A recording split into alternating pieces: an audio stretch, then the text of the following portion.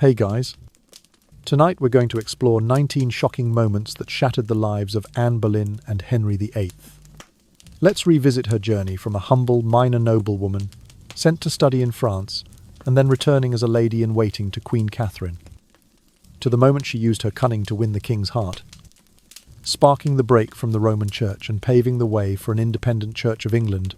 But behind that glory lay merciless machinations, from her failure to produce a male heir to Thomas Cromwell's elaborate conspiracy that sent both of them tumbling into tragedy. This is a story of unchecked power, ruthless ambition, and a fierce love with consequences no one could foresee. So, before you get comfortable, take a moment to like the video and subscribe, but only if you genuinely enjoy what I do here. Where are you watching from? And what time is it local to you? Let me know in the comments now. Dim the lights. Maybe turn on a fan for that soft background hum. And let's ease into tonight's journey together. In 1536, the world watched one of the most shocking executions in England's history. Anne Boleyn, who had been Queen of England only 3 years earlier, stepped onto the scaffold dressed in grey silk robes and a pristine white cap. Her nape shaved close. Even the floral patterns on her silk seemed to mourn, tightening like a noose as she faced the waiting blade. The scaffold stood beside the River Thames, candlelight flickering in the hazy night air, wind carrying a chill, and the metallic tang of dried blood. The crowd cheered, whether in anger or morbid curiosity. None could say, knowing only that King Henry VIII had resolved to rid his realm of this traitor. Previously, Anne had been accused of adultery with 5 men, including her own brother. Every charge adultery, incest, conspiracy to murder the king was meticulously fabricated. The only evidence consisted of coerced confessions, while the trial itself played out like a drama whose ending had been written long before. Thomas Cromwell had scripted the scenario, extracting accusations from those tortured into admitting the impossible. As for Henry, once so enamored of Anne that he had cast aside his lawful wife, he had now transformed into someone unrecognizable, ruthless, cold, determined to crush the past in order to assert absolute power. The fateful moment arrived when the sword glinted under the candlelight, revealing that Henry had not used the common executioner's axe, but had specially hired a swordsman from Calais. In that era, the axe symbolized stern justice, whereas the sword signified clemency to the vanquished. Henry's choice to spare Anne the axe and grant her a merciful beheading was widely whispered as his final act of compassion for the woman who had been his wife, his second great love. Yet that very detail only deepened the tragedy. The last mercy proved itself a solemn formality. Incapable of erasing the stain of injustice, witnesses would later recall that, as Anne knelt on the wooden platform, she retained her courage. No sigh escaped her lips, only the sound of grey silk cascading as the sword swept through the air. Moments later, she collapsed, silent forever. The crowd fell into stunned silence, as though awed by the cruelty hidden within the royal heart. Candle smoke swirled around her head, mingling with the cold night mist, creating a scene both majestic and mournful. As for Henry, the candlelight seemed to outline every crease on his brow, a testament to a man petrified by power.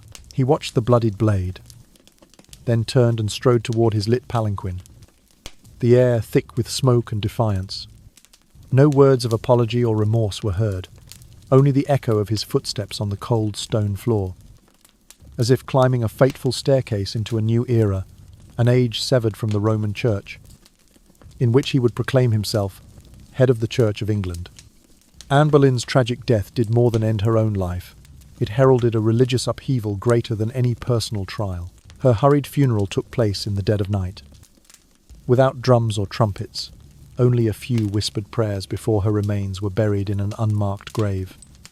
That final mercy, her sword execution, proved the closing note of a power drama, Henry's way of declaring that anyone who dared stand in his path would pay the direst price. Can you imagine that night? When cold mist embraced the scaffold, wind whistled along the stone walls, and the figure in grey silk faded into the darkness. Destiny for a woman who had once captivated a king's heart, only to be cast aside by him. In that haunting twilight, a reminder echoed endlessly, no matter how great the power. Human remain finite, and a victor's last mercy can be nothing more than a veneer for nameless cruelty. Anne Boleyn was born around 1501 into a lesser noble family in England and was sent to study in France while still in her teens. In the refined courts of the Netherlands and France, she absorbed their sophisticated culture.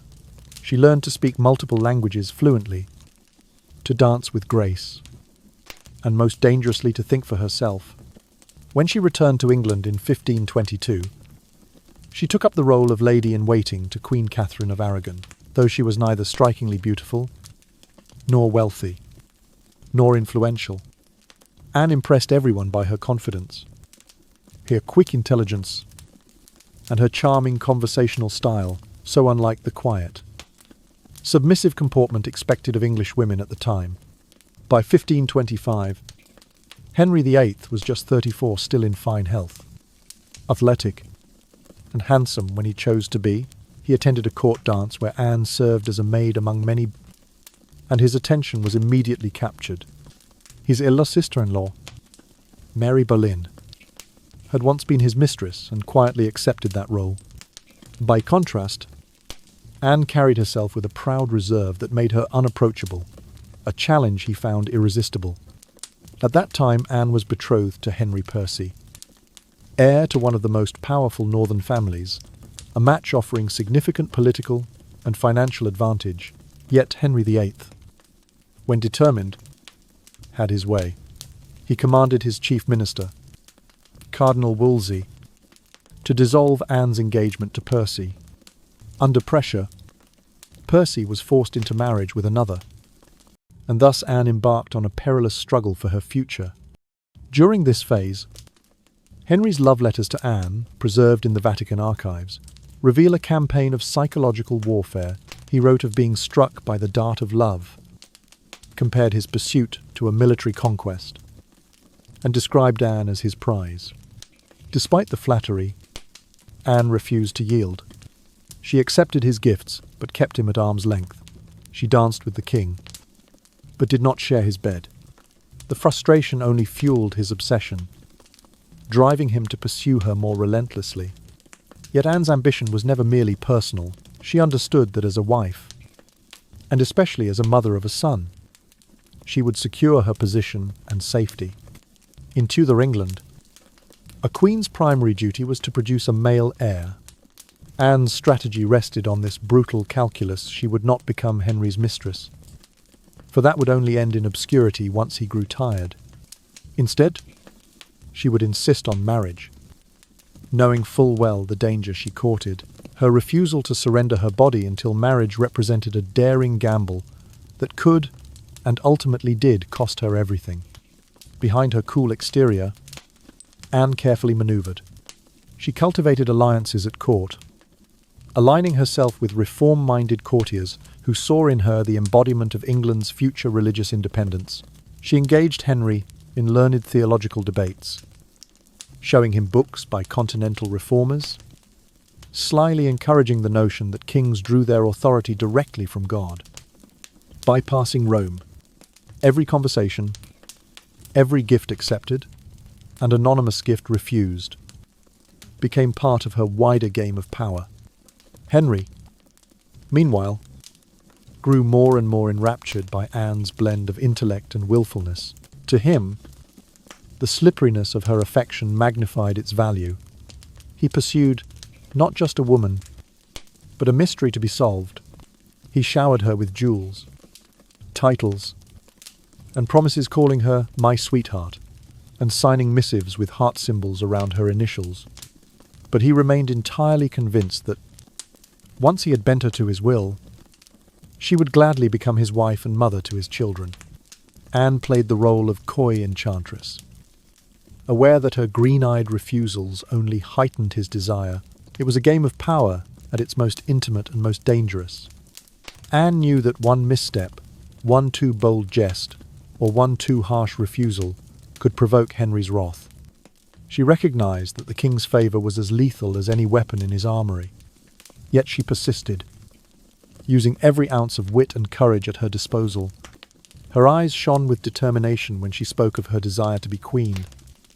And Henry, intoxicated, pressed on. Cardinal Thomas Wolsey found himself caught between his duty to the papacy and the king's demands. He faltered, until Anne's growing influence finally helped tilt Wolsey's allegiance. In the hush of candlelit corridors, Anne applauded her faith. She corresponded in code, consulted sympathetic chaplains, and prepared the ground for her ascent. With each secret meeting, Henry's resolve hardened. He became convinced that divine providence demanded this union. He interpreted setbacks at Rome as confirmation that the Church was conspiring against his rightful desire for a male heir. And so, with Anne's subtle encouragement, he pressed for annulment of his marriage to Catherine, a move that would unleash forces none could contain. Thus began the most perilous act of their shared drama. Anne's insistence on marriage not as a mere consolation prize, but as her crowning achievement. She saw the silver lining as queen. She would secure a dynasty, protect her own life, and define the future of the realm. But she could not know how ruthlessly Henry would turn against her if she failed to deliver a son. The quiet confidence and brilliant mind that had drawn him in would one day fuel his justifications for her destruction. And so, in the silent watches of countless nights, Anne and Henry played their lethal game one side, scheming to obtain, the other manoeuvring to withhold until the final commitment was made. Ach later.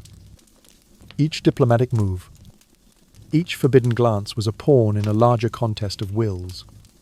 Neither could foresee how the stakes would escalate, nor how the promise of a crown and a throne would one day give way to the scaffold and the severed head. But for now, in the flickering torchlight of their shared ambition, they remained locked in a dance of power from which neither could easily escape. Around 1527, Henry VIII finally abandoned any hope of keeping Catherine. He convinced himself that marrying his sister-in-law was forbidden by divine law, especially after 16 years of union that had produced only one surviving child, the Princess Mary. Driven by his devout Christian beliefs, he sought an annulment from the Holy See, technically a declaration that his first marriage was null and void. Yet Pope Clement VII found himself trapped between the demands of the English king and the formidable influence of the Holy Roman Emperor, Charles V, Catherine's nephew. For 6 long years, the annulment process dragged on. Bogged down by papal politics and imperial pressure, Henry grew increasingly impatient. As each passing season saw no resolution, Anne, however, remained composed. Understanding the stakes of her own strategy, she dared not allow herself to be alone with the king in a way that might lead to conception before their marriage was sanctified. Any child born out of wedlock would be branded illegitimate and denied succession, so she maintained her distance, accepting gifts and dances but avoiding the king's bed, all the while waiting for Rome to relent. By early 1532, Henry's patience had worn thin, and Anne was past the age of 30, a milestone that Tudor England regarded as old for an unmarried woman. In the hush of Dover Castle's private chapel, they exchanged vows in secret one moonlit dawn. Anne conceived almost immediately. The news carried on hushed, whispers through court corridors. For Anne, the pregnancy was reassurance. For Henry, it was proof of divine favour, a token he believed would convince Rome to grant his wish. Not until May of 1533 did the Archbishop of Canterbury, Thomas Cranmer, render a judgment in Henry's favour, declaring his marriage to Catherine invalid. Anne Boleyn was at last crowned Queen of England in a grand ceremony at Westminster Abbey. The procession through London's streets glittered with gold thread and velvet. Yet beneath the pageantry lay widespread hostility. The English people, loyal to Catherine's piety and dignity, remained vocal in their disapproval. Hats were not raised, cheers were buried beneath murmurs of discontent. In this turbulent context, the Queen's title proved a double-edged sword. On one hand, it granted Anne unprecedented power. She sat at council meetings, influenced state policy, and enjoyed the king's intimate confidence. On the other, it cast her as the living emblem of the break with Rome when Henry proclaimed himself supreme head of the Church of England. The weight of that symbolism pressed down on Anne's shoulders every misstep. Every moment of perceived obstinacy could be construed as betrayal. Failure to produce a male heir would not just disappoint her husband, it would threaten her very existence. Anne navigated these perilous waters with cautious skill. She appeared at state functions with regal poise, conversed with ambassadors on matters of faith and diplomacy, and publicly endorsed the king's religious reforms. Yet her courtly influence sparked envy among conservative nobles and clergy, who still revered the old alliance with Rome. In whispers behind closed doors, they questioned her foreign upbringing, her Protestant sympathies, and her insistence on being seen as Henry's equal in intellect. Meanwhile, Henry watched his queen with fierce scrutiny. He showered her with jewels engraved with their initials, coiffed her hair with golden ornaments, and wrote her effusive love letters. But each birthday that passed without a son gnawed at his confidence. Anne's previous indiscretions in courtship, her strategic refusals and flirtatious dances, became ammunition for those plotting her downfall. To her enemy, her imperious bearing and vocal opinions now marked her as dangerously ambitious rather than charmingly witty. Thus, the throne Anne had so precariously claimed became the very trap into which she would fall. The mantle of queen, heavy with expectation, and crowned by the king's break with tradition, left no margin for error. A queen's primary duty in Tudor England was to secure the succession. Anne's pregnancy did result in the future Queen Elizabeth, but not the much-desired prince. In a realm accustomed to male rulership, a daughter was not enough to satisfy Henry's urgent dynastic needs. In the hush of courtly rumour, those who opposed Anne began to gather proof, real or imagined, of her supposed failings. Every late attendance at church, every lingering smile with a favoured courtier, every hesitation before granting the king's advances became misinterpreted as signs of disloyalty or worse. The very same independence of mind that had once made her irresistible now seemed a threat to the king's absolute authority. As months turned into years, the shadow of suspicion grew darker. Anne's power, so carefully built through patience and cunning, stood on a knife's edge. Each council meeting she attended, each public gesture she made, was watched for flaw. The title of queen, once her greatest triumph, threatened to become her undoing. For in Tudor England, defying the king or failing his expectations meant courting disaster without defence. Living within the Tudor court was far from the sumptuous spectacle of movies and novels. It was more akin to a gilded prison, rife with disease, violence, and pervasive, invisible surveillance. Imagine walking through corridors where every garment you wore was soaked through with sweat and the lingering scent of menstrual blood. The rough linen underclothes chafing against skin already raw from hours of wear. Perfumes and pomanders offered little relief. Their sweet essences only thinly veiled the underlying musk of unwashed flesh. Public latrines opened directly over the castle's moats, allowing human waste to drip into the stagnant water below, bringing a stench so potent that courtiers often dreaded the chamber pots carried through the halls. Food, too, was perilous. Salted meats often clung to mould. Bread turned fuzzy within days. Milk soured into a thick curd that occasionally bore traces of blood or pus from diseased udders. It was no wonder that tooth decay and chronic stomach ailments crippled many by their 20s. And yet this was the environment in which Anne Boleyn had to assert her influence and protect her fragile position. In this world, women were regarded as inherently inferior, subject to every prejudice of the era. Menstrual blood was feared as a corrupting agent capable of curdling milk, wilting flowers, and driving men mad. Female periodicity carried with it the taint of moral and physical impurity. Pregnancy and childbirth were equally fraught, with no knowledge of germ theory or antiseptics. Even the simplest delivery could become a death sentence.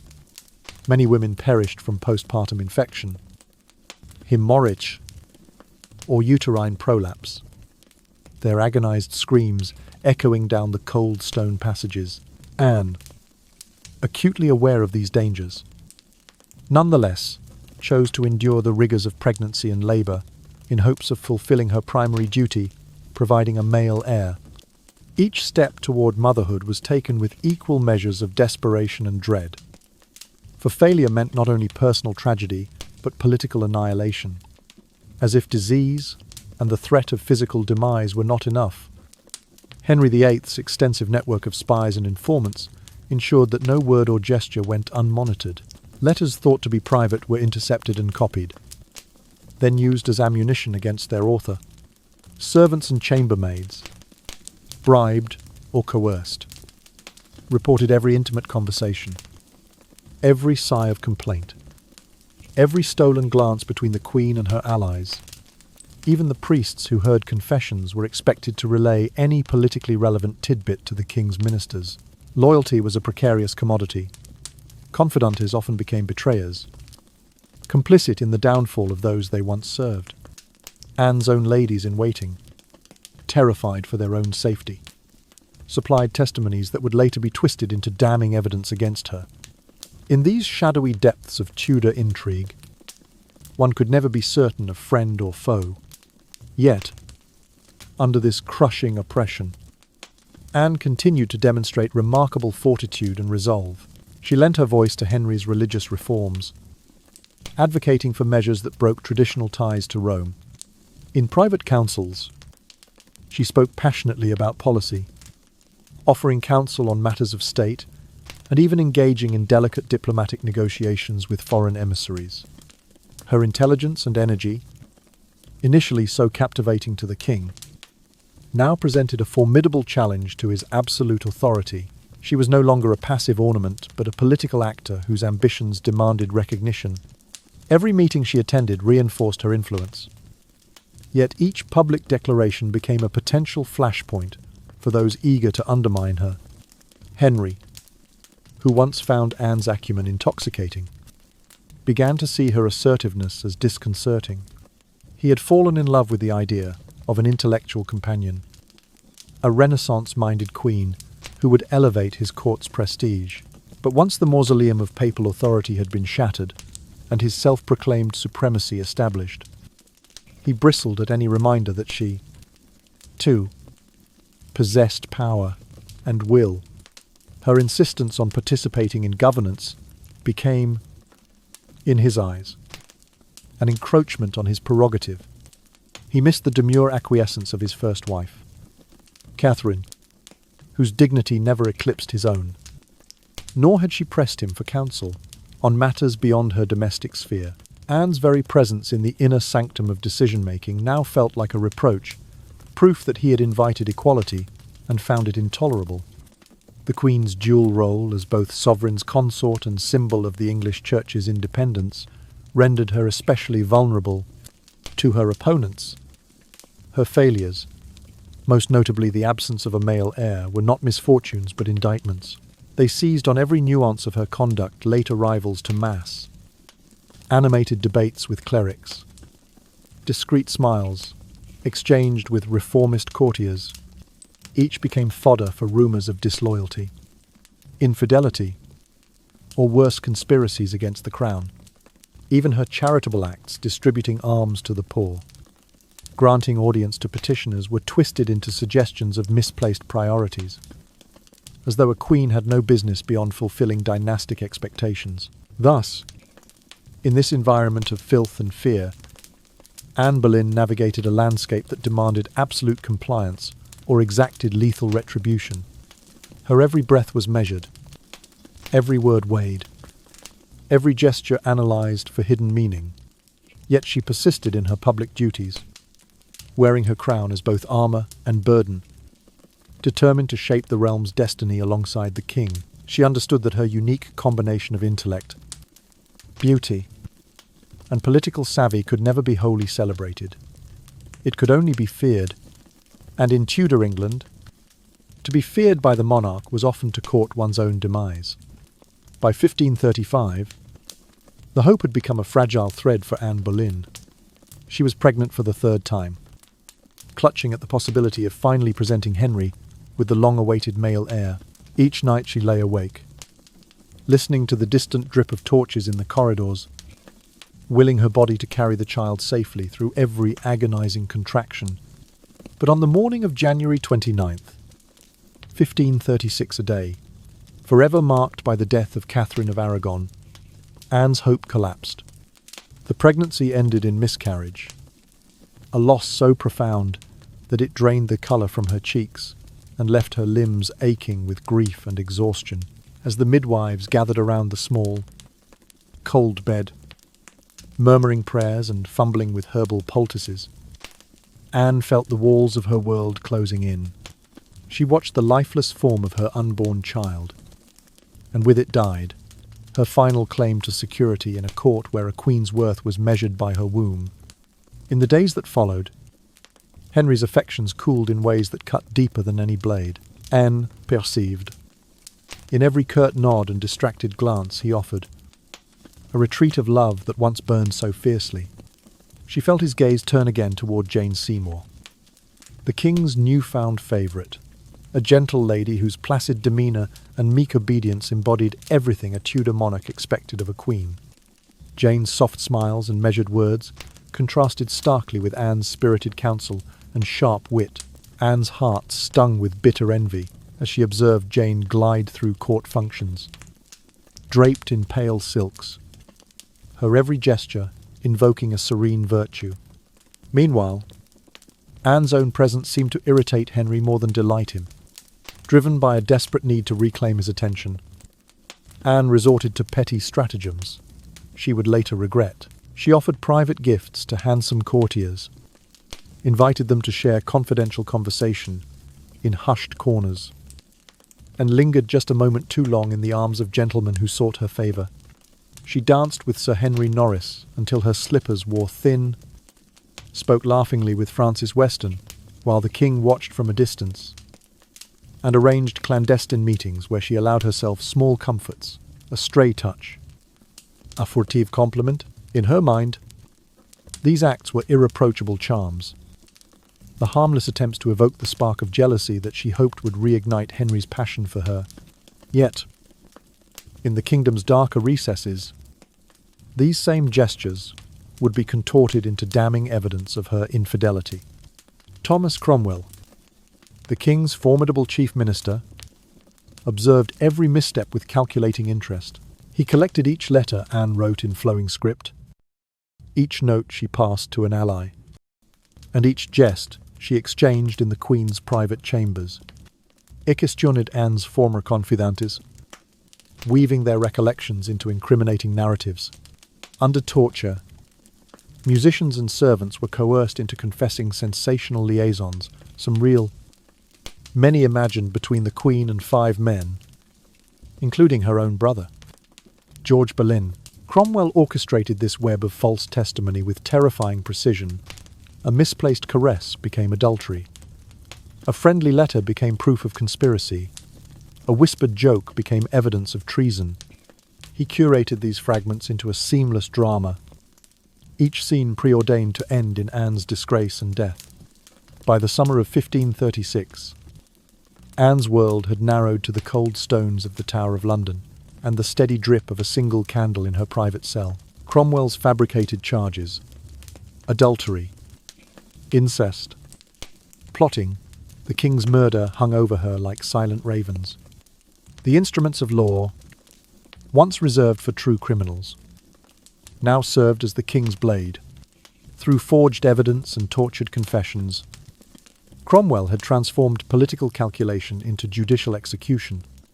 Anne, who had once stood at Henry's side as his intellectual equal and royal partner, now awaited a fate prescribed by a script written in shadow.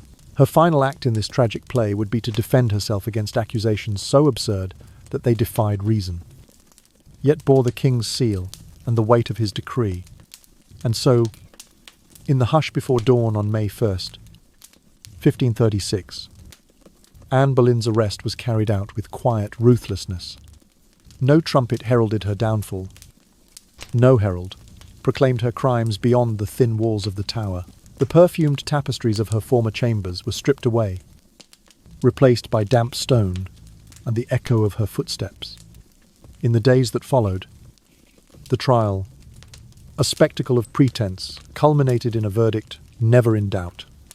The Queen, once the vibrant star of Henry's court, was condemned by a jury of nobles who dared not defy the king's wishes. And in that final moment, when the blade was raised, all that remained was the hollow promise of mercy offered in the form of a sword rather than an axe before the darkness closed in forever. Early in 1536, Thomas Cromwell, Henry VIII's newly appointed, ever-scheming chief minister, received the king's unequivocal command: bring down Queen Anne Boleyn. There was no pretense of innocence. The target was clear. Cromwell set about his grim work with a languid, inexorable precision that belied his ruthless ambition. He wove a campaign of political degradation, exploiting every intimate connection Anne had forged with the male courtiers around her. Soft whispers in hidden corridors were recast as seditious conspiracies. Friendly letters, painstakingly intercepted by Cromwell's agents, became damning evidence of treachery. As the winter's chill settled over London, Cromwell's spies and interrogators moved through the court like silent phantoms, gathering testimony by any means necessary. First to bear the brunt was Mark Smeaton, a court musician whose gentle manners and simple loyalty had once endeared him to Anne.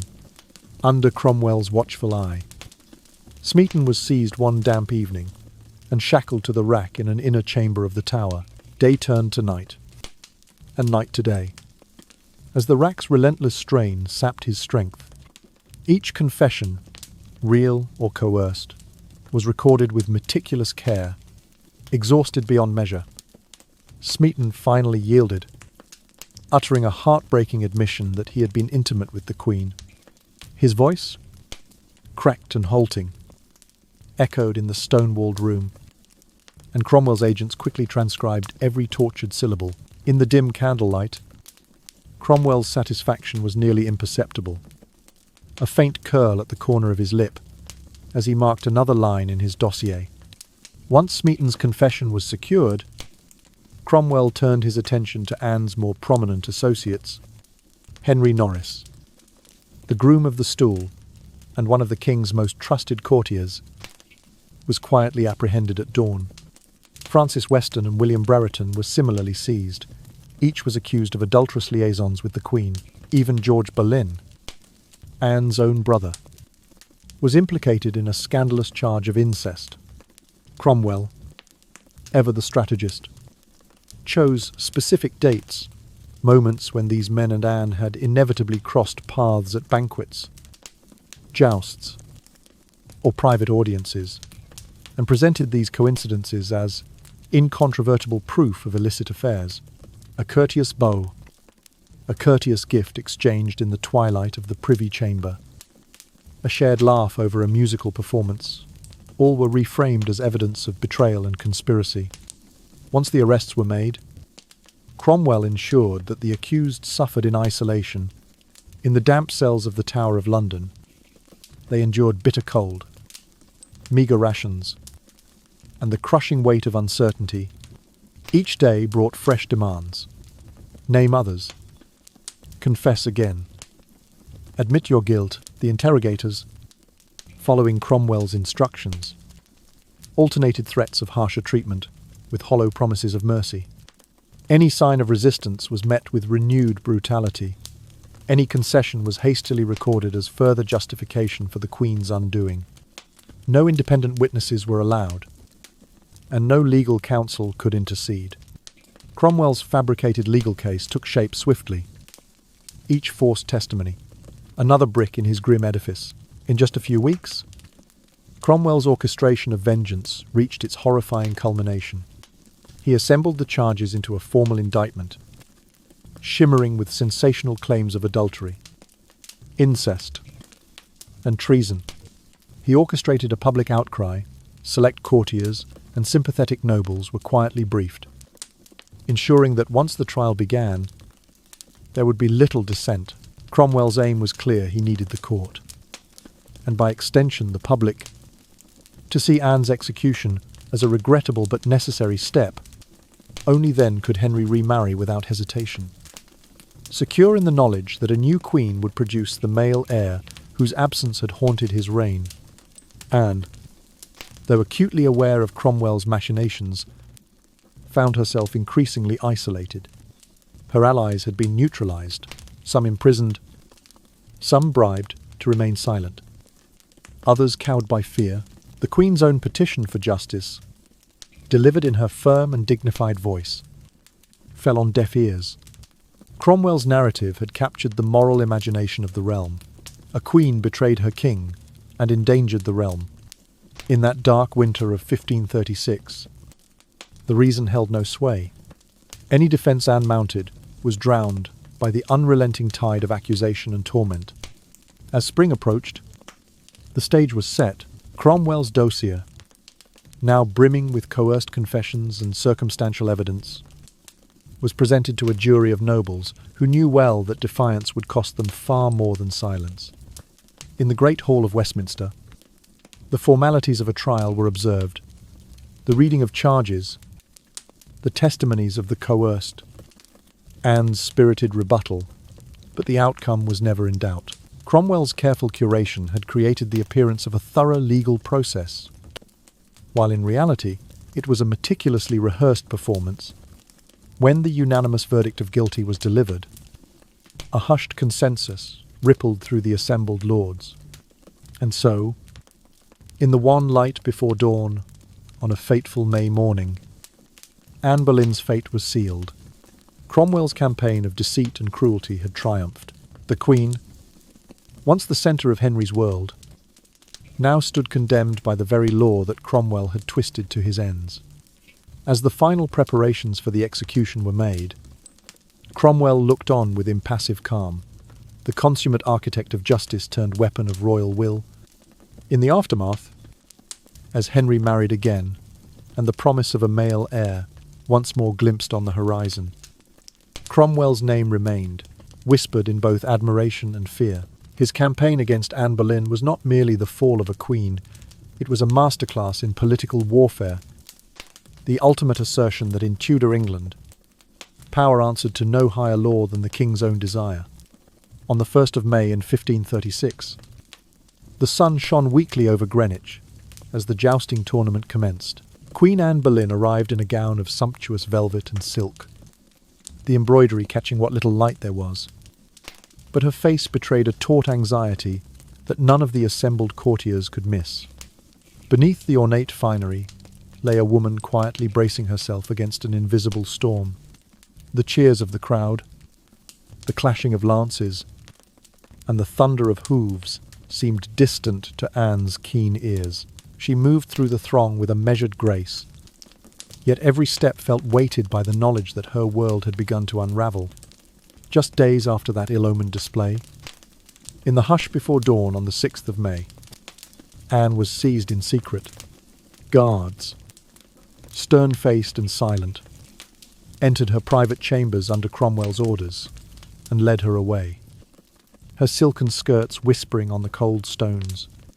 No alarms were raised, no outcry followed. It was as though the very air had conspired to hush her departure. She was hurried to the Tower of London, the ancient fortress that loomed dark and heavy at the heart of the city. There, she was thrust into isolation, her attendants dismissed, her family kept at a distance, and any hope of legal counsel firmly denied. The days merged into one another as she waited in shadowed rooms, never knowing when or on what charges she would be tried. On the 12th of May, the same grim spectacle began for her condemned friends. At Tower Hill, Henry Norris, William Brereton, Francis Weston, and Mark Smeaton were brought forth. Shackled and gaunt from their weeks in confinement, they stood before the assembled crowd as accusations were read aloud in the language of betrayal, adultery with the Queen. plotting regicide and conspiring to elevate Anne to the throne. Their sentences were cruelly precise, hanging Dotimus, drawing, and quartering for the men of lesser birth, while George Boleyn, Anne's own brother and a nobleman, was granted the dubious mercy of the sword. The proclamations, dripping with contempt, painted these men as monsters who would dare slay their sovereign to secure the Queen's hand. It was a grotesque parody of justice. Despite the absence of any tangible proof, no letters, no lovers' tokens, and certainly no eyewitness accounts. Public sentiment had already been swayed. Smeaton's tortured confession, extracted under Cromwell's relentless interrogation, was treated as gospel, and the other men, isolated and starved of hope, were easy prey. Cold wind scattered papers across the scaffold as the crow's cries echoed in the brittle spring air. Each man's final moments were drawn out for the watching multitudes, the snap of the trapdoor, the twitch of a body straining at its noose, and then the savage spectacle of quartering. Limbs severed before a hushed but horrified audience. George's decapitation, while swift in theory, nonetheless carried a ghastly weight as his head fell, rolling in the muddy earth. From the dank confines of the tower, Anne would have heard the distant echoes of the executions, the creaking gallows, the clatter of the executioner's axe, and the agonized cries of the condemned. Her heart, once buoyed by ambition and the promise of power, now lay shattered by grief and betrayal. The reverberations of that day's brutality were not simply physical. They shredded the very fabric of her soul. She was forced to bear witness to the destruction of those she had come to trust, their deaths serving as a grim prelude to her own. The public display of carnage was intended to cow any who might still harbour sympathy for her or defiance of the king's will. In those dreadful hours, the people of London watched in a mixture of fear and morbid fascination. Mothers pulled their children close, convinced that such horrors were a just lesson in obedience, while merchants and artisans averted their eyes, whispering prayers that they might never face such a fate. The message was clear. Even the most exalted woman, the king's own chosen partner, could be cast down without recourse. Cromwell's masterstroke lay not only in the physical executions but in the psychological terror it wrought. By parading the severed bodies and publicising the charges, he laid the groundwork for Anne's own trial, ensuring that the populace would view her as the ringleader of betrayal rather than its victim. Every whispered rumour in the corridors of Westminster would carry the weight of that savage display. When Anne's turn came, the verdict was preordained. The evidence, as flimsy as it was, had already been seared into the collective imagination. The executions of Norris, Brereton, Weston, Smeaton, and George Boleyn had set the tone, a court of spectacle rather than justice. The Queen's trial was destined to be a final act in a grotesque theatre of power. Anne's final weeks in the Tower passed in a haze of sleepless nights and meagre meals. Her attendants, once so numerous, dwindled to a handful of loyal ladies whose presence offered scant comfort. The days blurred into one long twilight as she awaited the inevitable. Outside, the city resumed its rhythms, markets opened, churches tolled their bells, and life crept forward as though nothing so horrible had occurred. Yet for Anne, time had slowed. Each breath felt borrowed, and each heartbeat echoed the cries she had heard on Tower Hill. When at last the summons came, she dressed in her grey silk gown and white coif, the same attire that marked her final transformation from queen to condemned. The corridor she walked was lined with guards, their armour clinking softly, and in her heart she carried the memories of those who had fallen before her. As she approached the scaffold, the faintest breeze stirred the hem of her gown, and she caught a final glimpse of the Thames, glinting like a ribbon of silver in the gathering dusk. In those last moments, Anne's composure never wavered. She knelt on the straw-strewn platform, her voice firm as she offered prayers for her own soul and forgiveness for her enemies. And with the clang of the executioner's sword, Her life was severed from its mortal coil, an abrupt punctuation to a story writ large in ambition and tragedy. The blood that stained the boards beneath her seemed to cry out that no justice was served. Only the final assertion of power, unbound by mercy. In the hushed aftermath, as the crowds dispersed and the night reclaimed the tower, the true cost of Henry's decisive will was laid bare. Not merely the end of a queen, but the beginning of an age, defined by ruthless authority and irrevocable loss.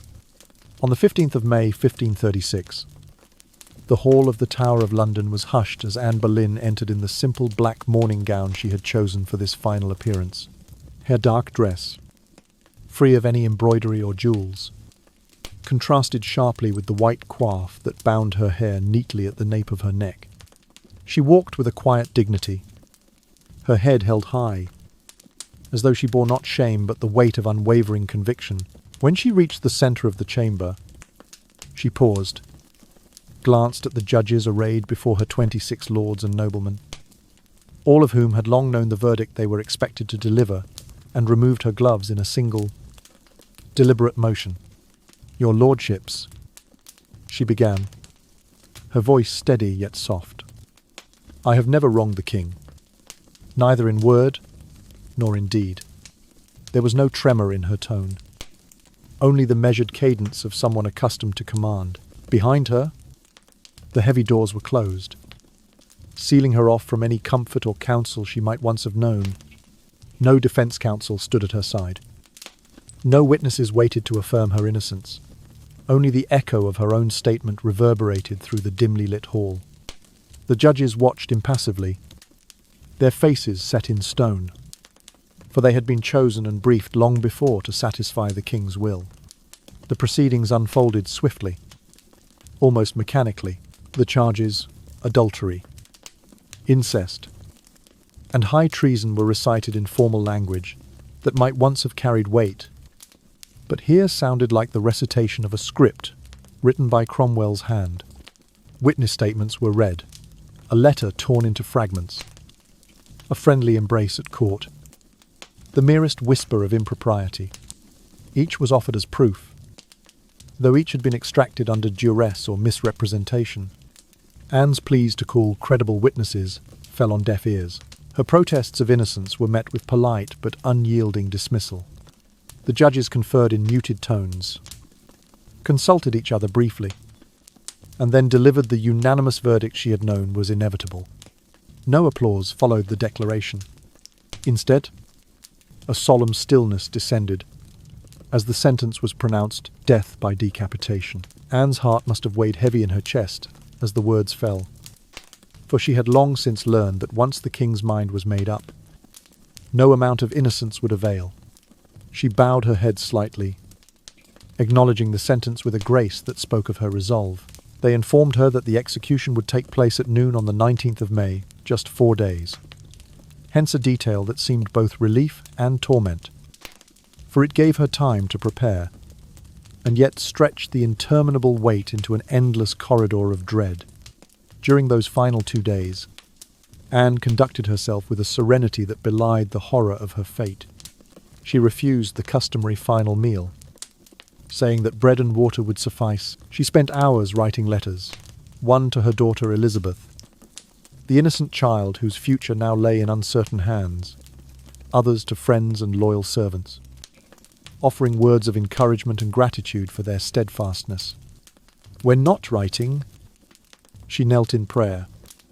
Her whispered petitions carried on the cold air of the tower's private chapel. Here attendants, though few, witnessed her composure and found themselves moved to tears by her calm acceptance. Even in those moments of quiet reflection, she prepared herself for what lay ahead. Each breath, a step closer to the final act. At dawn on the 19th of May, Anne was awakened gently, dressed in the same black gown, and led from her chambers to the green before the tower. The morning mist clung to the air, and the banners of sorrow were already raised, their dark folds snapping softly in the breeze. A simple wooden scaffold had been erected, its planks bare and unadorned, and beside it stood the French executioner. his sword gleaming faintly in the pale light. The contrast between the simple elegance of Anne's attire and the stark cruelty of the instruments of death was striking. A queen who had once worn the crown of England now stood before the blade that would sever her from life. As she approached the scaffold, Anne paused and removed her white coif, revealing the slender column of her neck once admired by Henry, now laid bare for the final act. She knelt with measured calm, folded her hands upon her lap, and turned her gaze upward. "Pray for the king," she said, her voice soft but clear, "and for the salvation of my own soul." Those were her final words. A gentle benediction that spoke more of mercy than any plea for mercy she might have uttered. The executioner nodded, and in a single swift motion, the sword descended. There was no struggle, no cry, only the quiet thud of steel upon flesh and the soft rustle of her gown settling to rest on the scaffold. For a moment, the morning air seemed to hold its breath, as though the world itself mourned the passing of the woman who had, in life, both inspired devotion and provoked enmity. Her body was placed in a hastily prepared chest, a wooden coffer meant for war engines rather than for human remains, and carried back into the tower. There was no grand funeral, no ornate procession. Instead, she was laid to rest in an unmarked grave within the grounds, her identity concealed even in death. Thus ended the life of Anne Boleyn, from ambitious queen to condemned woman. Her story closed with a final gesture of ruthless efficiency. As the crowd dispersed and the morning sun burned away the mist, the tower stood silent witness to the irreversible passage of power. Anne's death had fulfilled its grim purpose to reinforce the king's supremacy, and to warn that no one, no matter how exalted, could defy his will without cost. Yet in that same silence lay the echo of her defiance, a quiet testament to a woman who faced her end with an unbroken spirit. The chapters of her life, marked by love, ambition, and betrayal, closed in that pale May morning, leaving behind a legacy as cold and clear as the sword that had severed her fate. Just 11 days later, Henry VIII quietly married Jane Seymour, a gentle former lady-in-waiting whose soft manners and steadfast loyalty offered precisely what Anne Boleyn had: not a wife who would bear a male heir without ever questioning royal authority. It was a hasty, almost furtive ceremony held in the privacy of Whitehall Palace, attended by only a handful of witnesses who had just days before condemned Anne to death. Many who watched from the shadows whispered in disbelief, for it seemed to them that Henry had discarded one queen with feverish rapidity in order to secure another. Across Europe, the reaction was one of horror and condemnation. The French court, still smarting from the political implications of Anne's execution, decried Henry's actions as callous and unjust. The imperial court of Charles V, the very emperor who was Anne's nephew, labelled Henry a tyrant, a ruler who would sacrifice justice and decency for dynastic ambition. Charles's ambassadors in London penned scathing dispatches, accusing Henry of fabricating charges and perverting the course of justice to satisfy his personal whims. Meanwhile, the Pope himself, Clement VII, steadfastly refused to recognize the new marriage.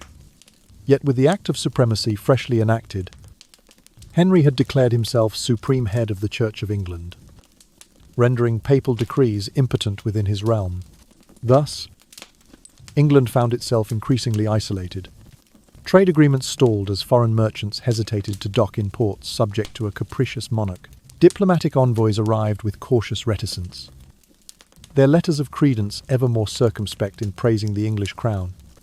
Noble families across the continent, once eager to secure alliances through dynastic marriage, paused, unwilling to risk their own reputations on a court where the king's favour could shift as suddenly as the wind. At home, opinion lay fractured. Some senior peers, unsettled by the king's moral pliability, grumbled in private antechambers, but dared not speak against the monarch's will in public. Others, ever mindful of the rewards that loyalty to Henry could bring, land grants, titles, Lucrative offices bent their hearts to acceptance, even if grudgingly. The common folk, far from the intrigues of high politics, murmured about the unsettling speed of these changes. Tales spread of clergy forced to swear new oaths of allegiance and parish records, rewritten to remove references to papal authority. The very fabric of English society seemed to tremble under the weight of these upheavals. Yet amid this uncertainty, Jane Seymour enjoyed a brief respite. In October 1537, she bore Henry's long-awaited son, Edward. For a fleeting moment, the court rejoiced a true prince at last to secure the Tudor line. Fulfilling the king's deepest desire, Jane was hailed as the perfect queen. The gentle mother who would bear the heir and then gracefully withdraw into the background.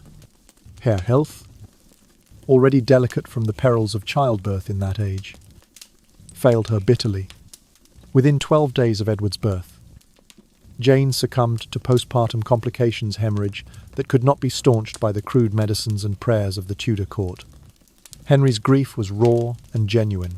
In his massive, echoing chambers, he kept vigil by her bedside, weeping like a man undone. For once, his iron will seemed softened by sorrow. Yet his mourning only heightened Jane's posthumous reputation as the ideal queen, one who had given him exactly what he desired, only to fall before she could ever disappoint. In death, she occupied the pure image Henry longed to project: dutiful, unambitious, and fleetingly perfect. So ended Jane Seymour's brief tenure as queen, a life intertwined with dynastic salvation and swift, tragic departure.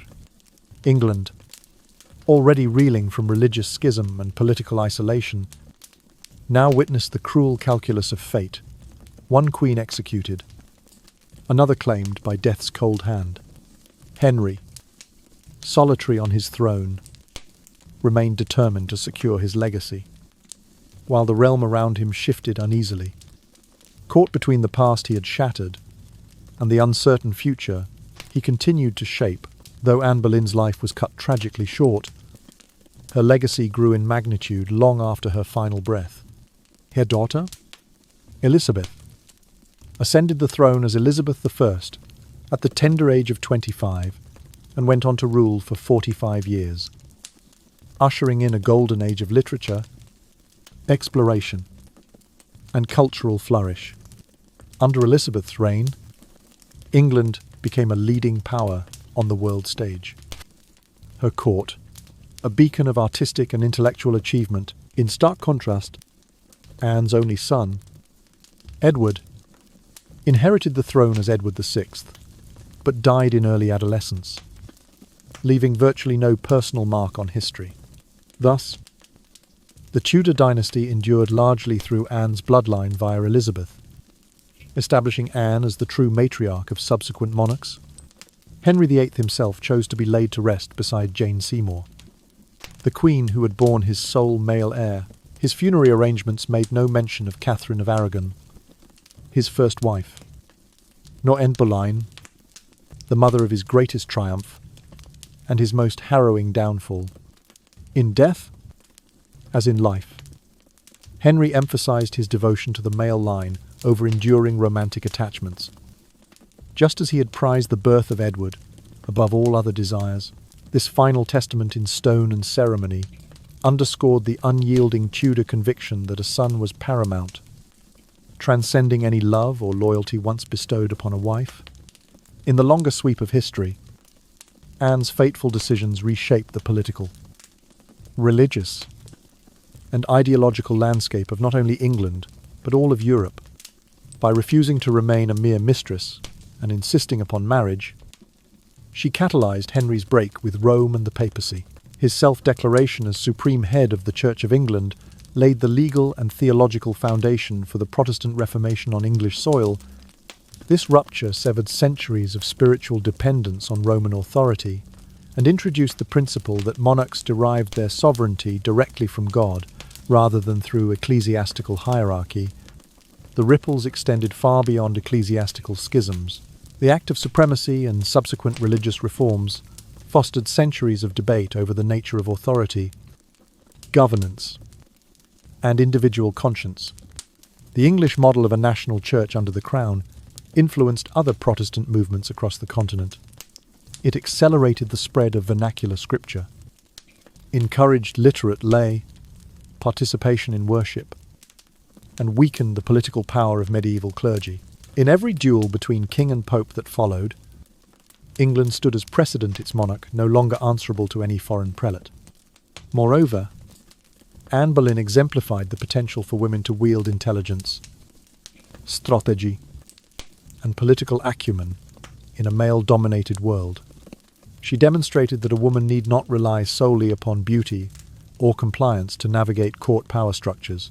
Her mastery of languages, her diplomatic skill, her ability to advise Henry on religious and state matters, all these qualities marked her as far more than a mere consort. Though tragic in outcome, her tenure as Queen Consort inspired subsequent figures from her daughter Elizabeth to Mary, Queen of Scots, and even, centurilateur, to stateswomen like Margaret Thatcher. Each would, in turn, draw upon the notion that a woman's intellect and vision could shape the destiny of a nation. Of course, Anne paid the ultimate price for her boldness. In that grim shadow of the Tower, she learned that ambition and influence carried equally sharp blades. Yet it is precisely that paradox, her simultaneous vulnerability and power, that renders her story immortal. Anne Boleyn's life stands as a vivid testament to the fragility and potency of power, to the steep cost of ambition, and to the indomitable spirit of a woman confronting injustice. In her final moments, she knelt beneath the blade, her grace undimmed, even as her world collapsed. In death, she remained unbowed, her name etched forever into the chronicles of an England she helped remold, and so, as the years stretched into centuries, historians and storytellers returned again and again to Anne's saga. They pondered her cunning letters, her dazzling courtly presence, her defiance of papal edicts, and the cold intrigue that led to her demise. They saw in her life the collision of personal desire and political necessity, the way in which a single queen's fate could launch 1,000 reforms or condemn them. In every retelling, Anne emerges not merely as a cautionary figure or a footnote in Henry's matrimonial ledger, but as a woman whose choices set an island, nation ablaze with change. Sleepy though we might be, as we trace each twisting episode from the vibrant revelry of court to the rain-soaked scaffold on Tower Green, the echo of Anne's courage lingers. Across the centuries, her story whispers of daring and downfall, of fury and faith, of a world altered by one determined heart. And as our eyelids grow heavy, we remember that the power to compel kings, shape churches, and chart the course of history once rested in that slender figure draped in grey silk. In the hush of night, her legacy endures restless, radiant, and forever defiant. After Anne Boleyn's execution and Henry VIII's swift marriage to Jane Seymour, the Tudor court drifted into a deep and uneasy silence. Within the palace walls, those nobles who had once basked in the Queen's favour recoiled at the slightest sign of sympathy. A whispered compliment about Anne's wit, or a compassionate glance at a surviving token of her reign, risked being construed as disloyalty to the crown. Wealthy families scrambled to affirm their fealty to the new regime. They publicly denounced Anne, confiscated or destroyed her heraldry, and erased her name from tapestry and tomb alike. Even her garments, silken gowns embroidered with pomegranates, were unstitched and buried in unmarked pits, as though Henry sought to obliterate every trace of her existence. The grand house of roses that had once been Anne's refuge turned into a mausoleum of muted horror, with courtiers fearful that any sentimental remembrance might invite royal wrath. Among the common people, uncertainty reigned. In London's bustling markets and along the Thames embankments, rumours swirled like drifting fog. Street printers and coin engravers who dared to circulate satirical broadsheets were swiftly clapped into the dungeons. Yet the whisper of injustice persisted. Mothers told fearful children that the Queen had been betrayed by false testimony. Travelling preachers spoke of divine retribution for wrongful execution. And in dimly lit taverns, gentlemen exchanged furtive glances over their tankards of ale. In parish churches, pockets of unrest emerged. Some Catholic priests, still loyal to Rome, quietly sermonized on the cruelty of a king who would slay his own consort. They referred to Henry as the Director King, a tyrant who sacrificed beloved wives for political expediency. Though the act of supremacy forbade open criticism of the monarch, discontent hid in the hearts of many. England's grey dawns felt colder, as if the realm itself shivered under the weight of shame and regret. Politically, the palace grew more orderly for the king, yet stifling for debate. Debate, once invigorated by Anne's keen intellect, fell into abrupt recession. Senior courtiers and cabinet ministers spoke in hushed tones, mindful that championing any outspoken woman or any novel idea might invite accusations of sedition. Policy discussions, particularly on religious reform, retreated into secluded chambers. No longer did bishops and councillors gather boldly around the long table to argue scripture or statecraft. Instead, they conferred in secret corridors, their voices echoing off stone walls to avoid eavesdropping spies. The hush extended outward proclamations for ecclesiastical change were issued with minimal consultation, as though Henry preferred silent compliance to the spirited counsel Anne once inspired. The machinery of government, deprived of its most dynamic engine, creaked under the burden of caution and fear. In sum, Anne Boleyn's death rippled far beyond her own tragic end. It delivered a seismic shock to English governance and society. The people's faith in royal justice faltered. Commoners questioned whether any subject, however virtuous, could trust the courts. The nobility recoiled, ever vigilant that a misworded toast or a lingering glance at a fallen queen's memento might doom their lineage. And the very heart of politics, thoughtful discourse, robust debate. The clash of ideas retreated into shadow. England entered a time of muted suspicion, secret grievances, and unassailable royal authority. A single queen's downfall had tightened the crown's grip like never before, leaving the realm to ponder, in drowsy dread, how swiftly mercy could turn to massacre under the guise of law. In Europe, news of Anne Boleyn's execution and Henry VIII's secret marriage to Jane Seymour sent tremors through every royal court. In the Holy Roman Empire, Emperor Charles V, Catherine of Aragon's nephew, publicly denounced Henry for wielding the death sentence like a political tool, putting a wife to death to install another in clear violation of church ethics and the traditions of European dynastic law. Diplomatic dispatches between the Vatican and the courts of Europe overflowed with outrage and appeals for Pope Clement VII to intervene. Yet dispute urgent entretis, the Pope's authority had been weakened by Henry's establishment of the Church of England. Decrees from Rome could no longer bind the English crown, and any hope of overturning the Queen's verdict proved illusory. Across the Channel in France, King Francois I had at first applauded England's break with Rome as a counterweight to Habsburg power. But the spectacle of a queen's beheading gave him pause. French ultramontane Catholics, those most resolutely loyal to the papacy, urged the court to curtail trade and diplomatic ties with England, warning that the pattern of schism, slaughter, remarriage might destabilize the very moral foundations of European monarchy. French merchants found English cloth and wool subject to steeper duties, while Genoese and Burgundian intermediaries supplanted direct commerce. Envoys from Paris sent curt missives, extolling Catholic solidarity and hinting that any alliance with England now carried a taint of complicity in regicide. In the German principalities and the Swiss cantons, the upheaval became a cause célèbre for Protestant reformers. Lutherans in Saxony and Calvinists in Geneva hailed Henry's ruthless assertion of royal supremacy as proof that a sovereign could claim authority over both throne and altar. Pamphlets circulated in Nuremberg and Basel, interpreting Anne's fate as a cautionary tale of papal overreach and secular tyranny alike. Yet, even as they celebrated England's repudiation of Rome, they sounded a sober warning. Unchecked monarchical power could become as oppressive as any papal despotism. Exiled English humanists, Thomas More, among them penned scathing treatises from the continent, branding Henry barbarous king and tyrant of the Thames, their words smuggled back into England by sympathetic traders. Beyond high politics, England suffered a palpable chill in its international standing. Betrothal treaties for princesses languished unsigned. Marriage negotiations for royal daughters were postponed indefinitely.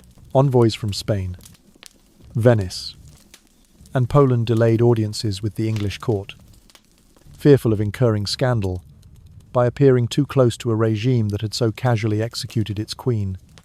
Papal nuncios visited London less frequently, their elaborate fueled carriages sidelined by distrust. This diplomatic isolation proved costly when Henry moved to dissolve the monasteries and seize their wealth.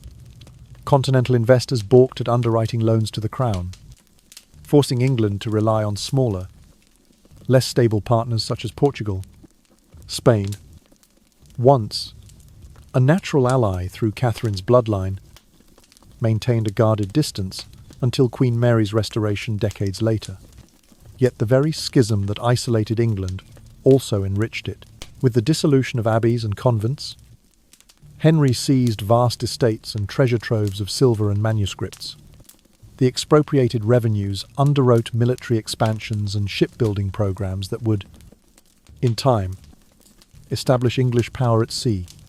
The national coffers swelled, even as the court remained diplomatically hemmed in. Thus, Henry's policy became a double-edged sword abroad. His reputation lay in ruins and alliances frayed. At home, his grip on finance and domestic reform strengthened, enabling the crown to pursue a self-reliant, if precarious, path forward. Ultimately, Anne Boleyn's dramatic downfall illustrates the perilous interplay of personal ambition and statecraft. It cost England dearly in prestige and partnership. As Catholic courts recoiled, and Protestant states eyed England's model with both admiration and fear, yet it also cemented the Tudor monarchy's independence, precipitating a financial windfall that fueled religious and administrative transformation in the quiet hush that followed each courtly outcry. Henry VIII's England found itself both more isolated and more potent, an island sovereign determined to chart its own destiny, even at the cost of its queen, its alliances, and the moral authority of its monarch.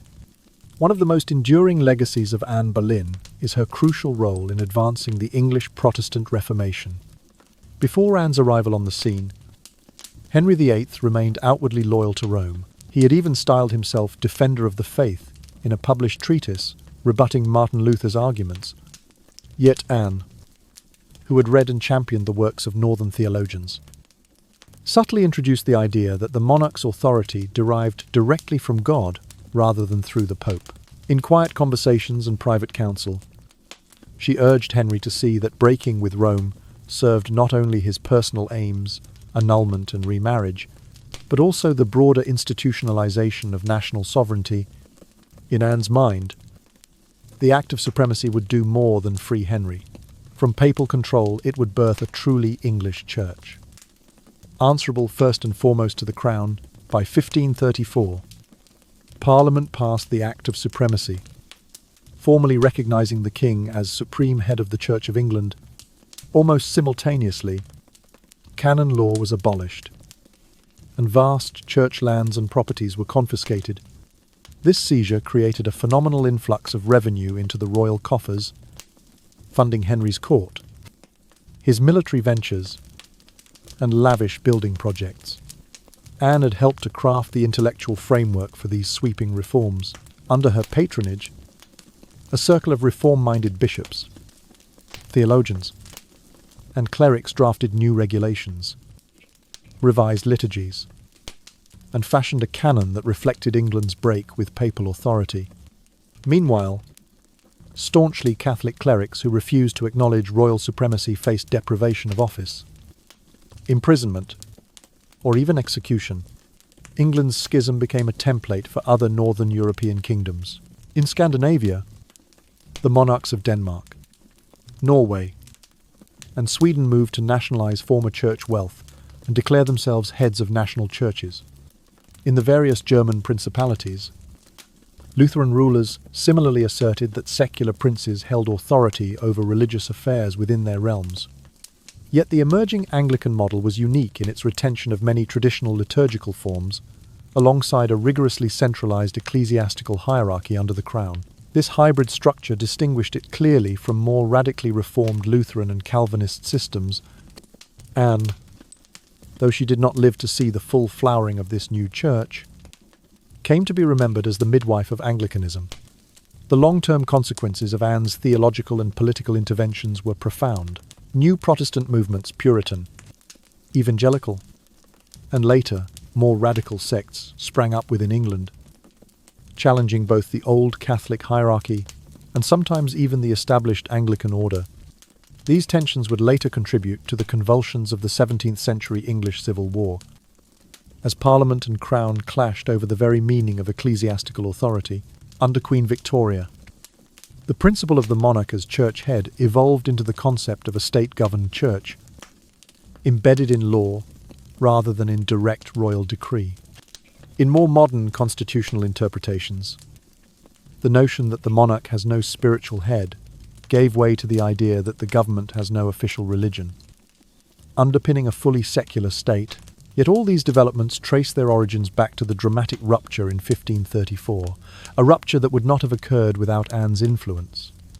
Anne's contribution to religious thought also empowered English women in subtle ways.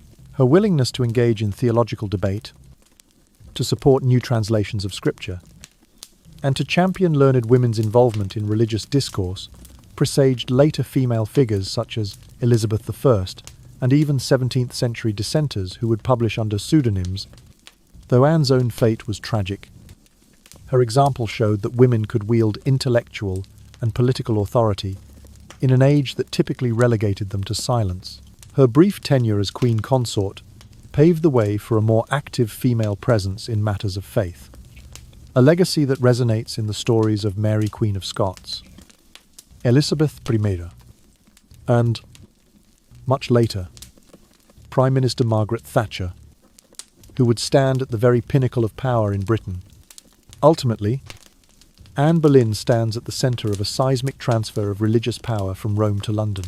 The English Church's distinct identity, its pattern of liturgical continuity coupled with doctrinal reform, and the very idea that a monarch could preside over spiritual as well as temporal realms, all flow from the bold initiatives she helped to set in motion. Though she perished on the scaffold, the spiritual and political architecture she championed endures. Every Anglican bishop's oath, every modern statute, safeguarding religious freedom, and every debate over the role of faith in public life carries echoes of Anne's restless spirit. In the hush that followed Henry's bitter triumphs, Anne's vision quietly took root. The Church of England became a living monument to her conviction that temporal rulers answer directly to God and not to any foreign potentate. Her tragic story reminds us that the intertwining of personal ambition and religious principle can reshape nations.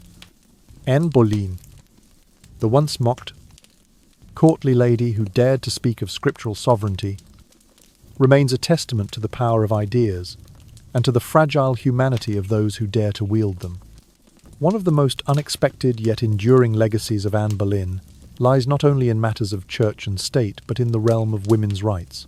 For centuries, her story has been retold as more than a cautionary tale of courtly intrigue or marital betrayal.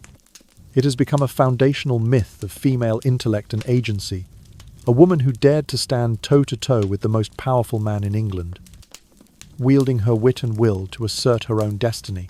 In Anne's memory, sympathetic chroniclers saw not merely a tragic queen, but a prototype of the strategic, outspoken woman who would not be silenced or owned by her husband, her family, or her church. By the late 18th and early 19th centuries, as the first stirrings of organised feminism began to ripple through Britain, figures like Mary Wollstonecraft invoked Anne's example. In A Vindication of the Rights of Woman, Wollstonecraft argued that women possessed the capacity for reason equal to men, lamenting that social conventions too often reduced women to mere ornamental playthings. She pointed, although obliquely but unmistakably, to Anne Boleyn as proof that a woman of education and resolve could shape the course of empires. A century later, Emmeline Pankhurst and her suffragette compatriots resurrected Anne's memory in rallies and pamphlets, casting her as a martyr for marital equity. Pankhurst's banners proclaimed, "Had Anne Boleyn been allowed legal recourse against a false betrayal, perhaps she would not be the first queen to die on the scaffold." Such sentiments galvanized a generation of activists who saw in Anne's refusal to accept the status of property a precursor to their own demands for the vote and for legal protection from domestic tyranny. In the modern era, Anne Boleyn has been reimagined again and again, not as a one-dimensional schemer, but as a complex subject in her own right. 21st century biographies and films depict her as a woman, ahead of her time, fluent in theological debate, adept in diplomatic nuance, and entirely conscious that her personal fortunes were inseparable from the greater struggle for women's public voice. In theatre, she is portrayed delivering razor-sharp asides to Henry VIII, challenging not just his heart but his worldview. In novels, she is the anxious strategist, aware that every letter she writes might be intercepted. In academic studies of early modern queenship, she emerges as a savvy political partner, demanding to be consulted on matters of foreign policy and church governance. These portrayals underscore how Anne leveraged the same networks of patronage and persuasion that male courtiers employed, proving that political leadership need not be confined to men. Perhaps most resonant for contemporary audiences is the psychological dimension of Anne's ordeal. Stripped of her crown, condemned on charges known to be false, she faced the Tower of London's isolation and manipulative interrogations. Yet, accounts of her final days emphasize her composure. When offered the chance to beg mercy, she refused to plead for her life, at the cost of her integrity. In stoically kneeling before the executioner, she bestowed upon later generations an indelible image of feminine dignity under duress. To modern advocates against domestic violence and coercive control, Anne's steadfastness in the face of false accusations resonates deeply. She embodies the refusal to submit to abusive power, even when that power is invested in the very man whom she once called "my sovereign lord." Across the global arc of women's movements, Anne Boleyn has become something of a shorthand reference, the woman who got on her knees before the blade rather than before injustice. In workshops for survivors of intimate partner violence, trainers sometimes quote her final words, "Mine eyes are going blind." Guide thou my hand not to romanticize her death, but to highlight her agency in choosing how to face it. In university seminars on gender and religion, students debate her skillful, if dangerous, navigation of doctrinal disputes, framing her as an early architect of women's moral autonomy. Of course, Anne's legacy is not without tension. Some critics argue that celebrating her strategic ruthlessness risks valorizing ambition at the expense of solidarity. Others note that the very aristocratic privileges she commanded the education, the courtly position, the proximity to power were closed to most Tudor women. Yet even these critiques acknowledge that her brief reign unlocked questions about what a woman could accomplish if afforded the same intellectual tools as a man. Ultimately, Anne Boleyn's life story transcends its tragic denouement to become a cornerstone in the edifice of feminist memory. She was a queen who refused to be merely a passive vessel for dynastic continuity. She insisted on being a political interlocutor and a spiritual influencer. Her very existence challenged the legal and cultural norms that treated women as dependent and voiceless.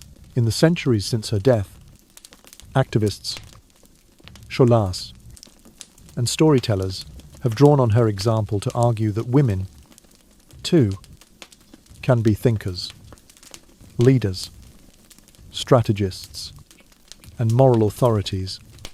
And as the 21st century continues to grapple with questions of bodily autonomy, institutional trust, and the intersection of personal and political power, Anne's story retains its eerie power in a world still facing debates over reproductive rights, marital consent laws, and the cloistering of women's voices. The image of Anne Boleyn standing proud before the executioner, refusing to apologize for her ambitions, remains unmistakably relevant.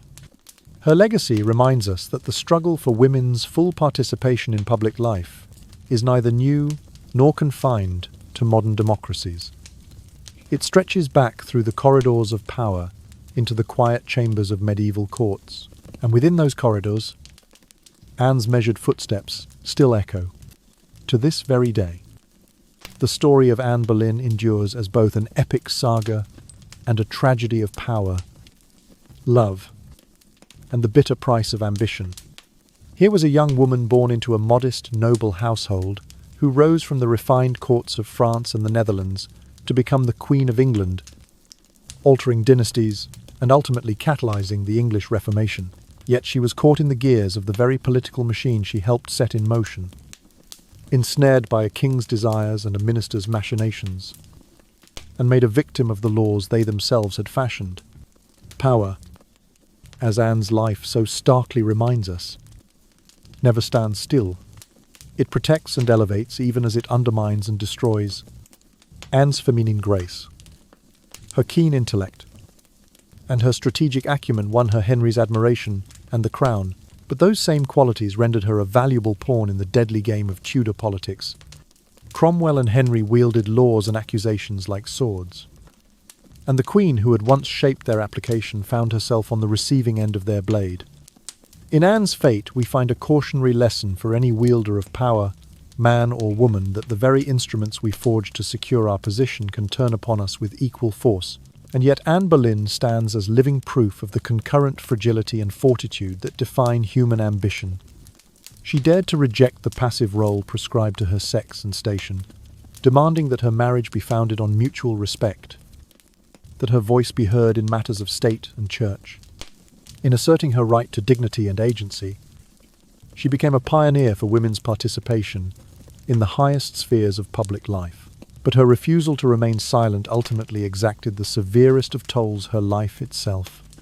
Today, women worldwide still face injustices in homes, workplaces, and courts where their bodies, vows, and choices are constrained or dismissed. Anne's story beckons us to remember that the path to equal standing, to the right to speak and be heeded, is fraught with obstacles that can be perilous. It is a path marked by struggle, by the forging and shattering of alliances, and by the ever-present risk that those who challenge entrenched authority may be crushed in return. Yet it is precisely that perilous journey that carves its way into history. Anne's life and death remind us that agency demands courage, resilience, and a willingness to stake everything, even one's very existence, on the conviction that one's cause is just and necessary. She ignited a spark that would blaze into one of the most profound, religious, political, and social transformations of her age. She showed that a single individual, however constrained by circumstance, can redirect the currents of power not just for herself, but for generations to come. So tonight, as the world outside grows quiet and the hours slip by, take a moment to honor Anne Boleyn, woman, Queen, reformer, martyr. Remember the folds of her grey silk gown and the flash of the French sword that ended her story.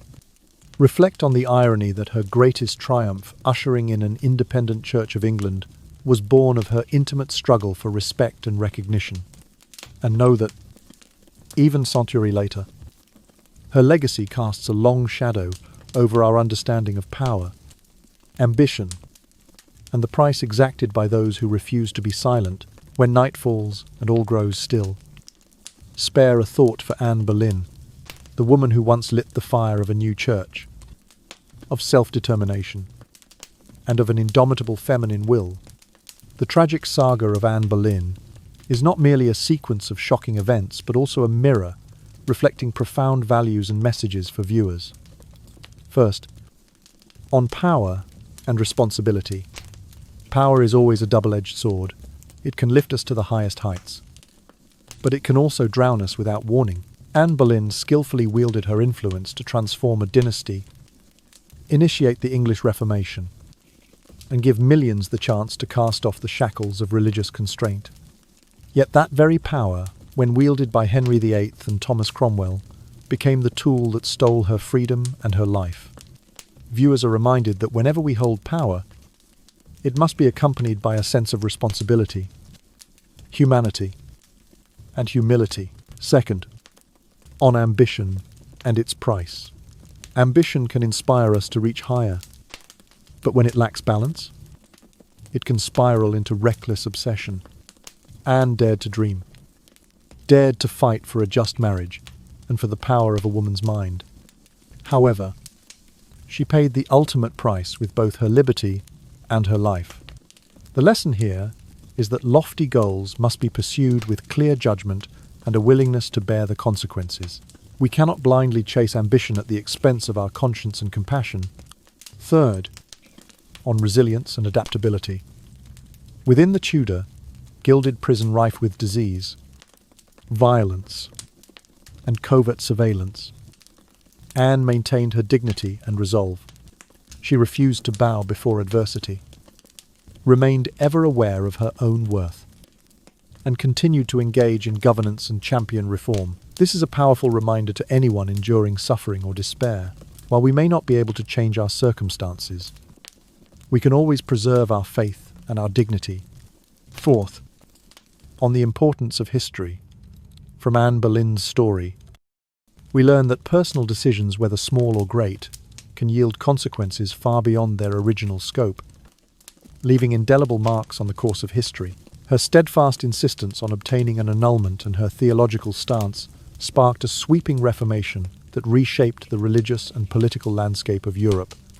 This reminds us to weigh carefully the repercussions of every action. For history is not just a record of the past, but a narrative being written in every moment. In closing, reflecting on Anne Boleyn's tumultuous journey, we draw lessons about the fragility of power, the cost of ambition, the strength of conviction, and the far-reaching impact of individual decisions. Through this video, may we all stand stronger against life's storms, consciously balancing our aspirations with ethical responsibility, and never forgetting to uphold our dignity and compassion in every choice.